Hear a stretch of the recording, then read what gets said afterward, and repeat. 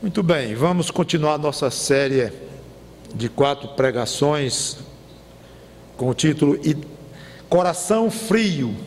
Esta é a segunda parte. A primeira foi o que é um coração frio. Hoje nós veremos identificando um coração frio.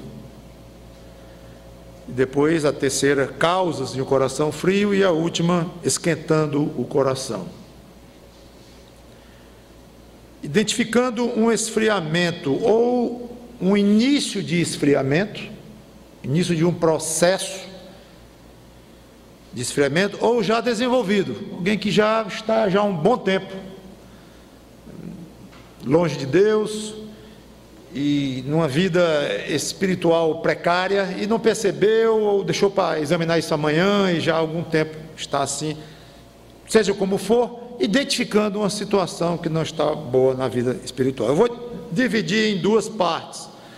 Eu vou chamar de sintomas internos e sintomas externos.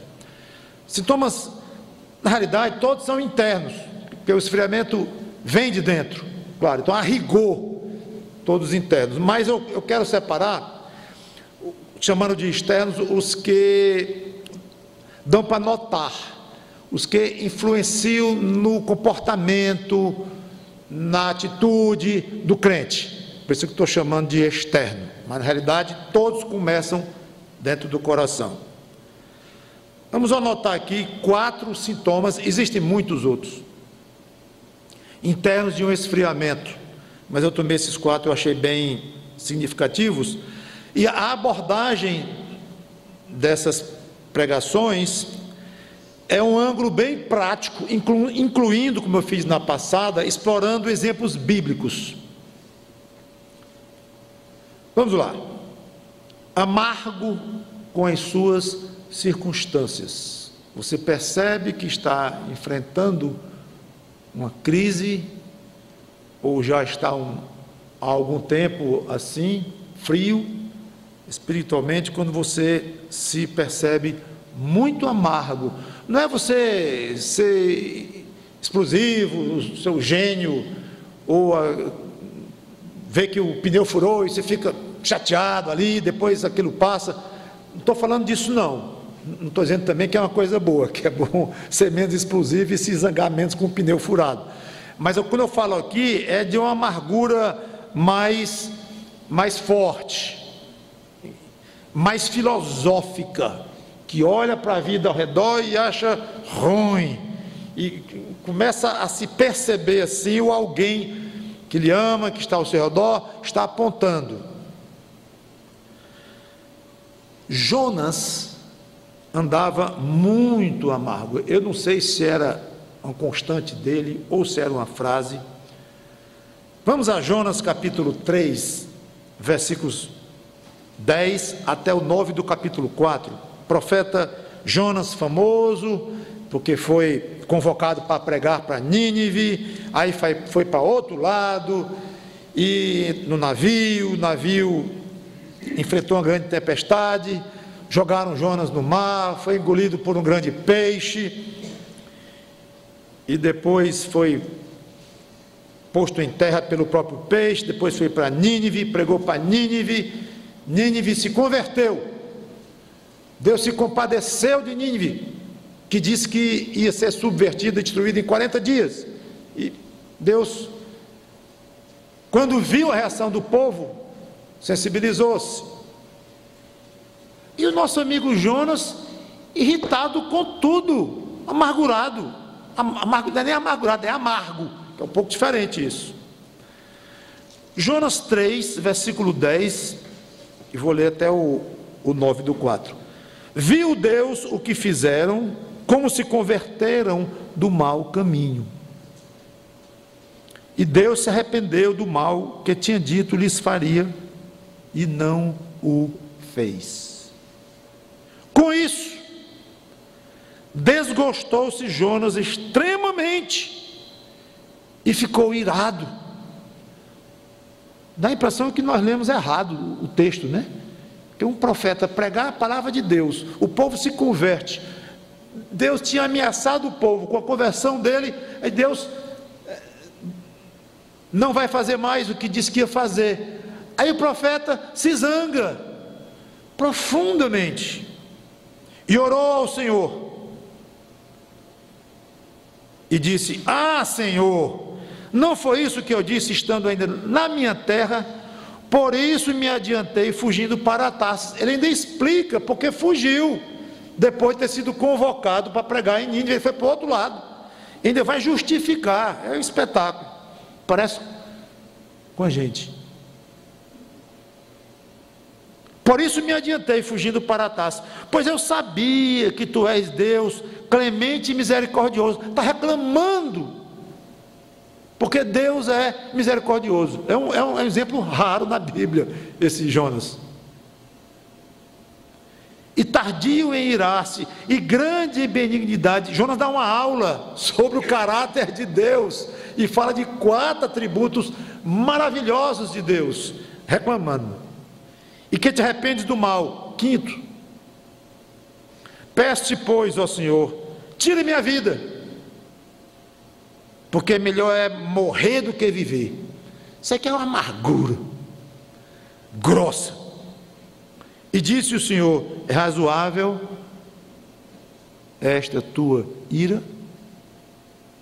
Então Jonas saiu da cidade e assentou-se ao oriente da mesma, e ali fez uma enramada e repousou debaixo dela à sombra, até ver o que aconteceria à cidade. Ele ficou olhando. Quero ver se Deus não destrói essa cidade velha, porque ele disse que ia destruir. Então fez o Senhor Deus nascer uma planta que subiu por cima de Jonas, para que fizesse sombra sobre a sua cabeça, a fim de o livrar do seu desconforto. Olha a providência de Deus com um homem desse. Jonas, pois, se alegrou. Oh, que coisa! Vimos Jonas alegre. Finalmente esse homem se alegra com alguma coisa, com uma sombra na cabeça dele. Se alegrou em extremo por causa da planta. Mas Deus, no dia seguinte, ao subir da alva, enviou um verme, o qual feriu a planta, e esta se secou. Lá vem Jonas de novo. Em nascendo o sol, Deus mandou um vento calmoso oriental. O sol bateu na cabeça de Jonas, de maneira que desfalecia, pelo que pediu para si a morte. De novo, né? Dizendo: melhor me é morrer do que viver. 2ª vez. Então perguntou Deus a Jonas: é razoável essa tua ira por causa da planta? Ele respondeu: é razoável a minha ira até a morte. Vamos parar aqui, vamos orar ao nosso Deus. Santo Deus, nosso bom Pai, como é que tu escolhes um homem desse para converter uma cidade inteira? Não entendemos. Entendemos é uma coisa, que nós somos iguais, se não piores. Então a pergunta poderia ser feita: como é que tu escolheste pecadores ruins como nós e nos salvaste em Cristo? Também não entendemos. Aliás, entendemos quando aprendemos do próprio Jonas, que reclamava de ti, te chamando de misericordioso, tardio em irar-se e tantas outras coisas boas. É a base da tua misericórdia.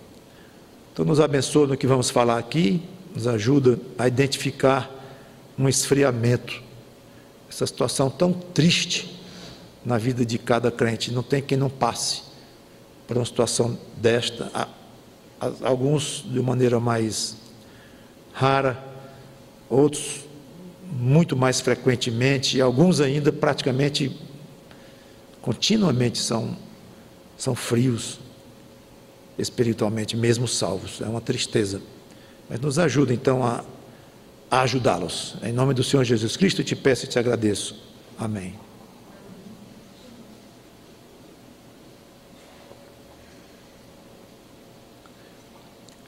Amargo com as circunstâncias significa amargo com Deus. Não tem jeito. Por quê? Porque Deus controla tudo. É soberano.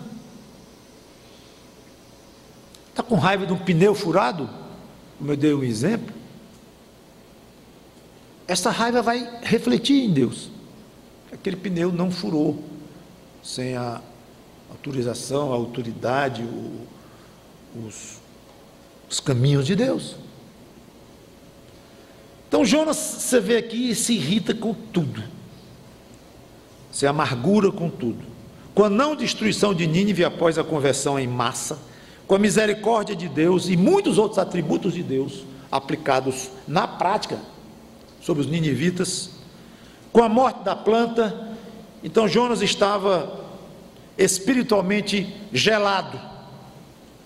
Salta aos olhos isso. Parece que não tinha nada que agradasse aquele homem, a não ser uma sombra na cabeça dele. Isso aí o fazia muito, você notou aí, alegre em extremo, muito alegre, feliz. Isso é que é vida.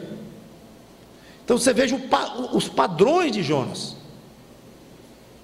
Amargo com as circunstâncias. Quando você notar um coração amargo, meio zangado com as coisas ao seu redor, de uma maneira mesmo existencial, quando não vão bem, por que acontece isso comigo, e está repetindo demais, e agora de novo, Deus acha pouco, e as coisas não contribuem para mim, tinha que ser eu que ia topar esse dedo aqui, nessa pedra, e arrancar minha unha, logo a unha encravada, por que é assim, agora 10 dias sem trabalhar, mancando, esse tipo de amargura que toma muitas vezes o nosso coração.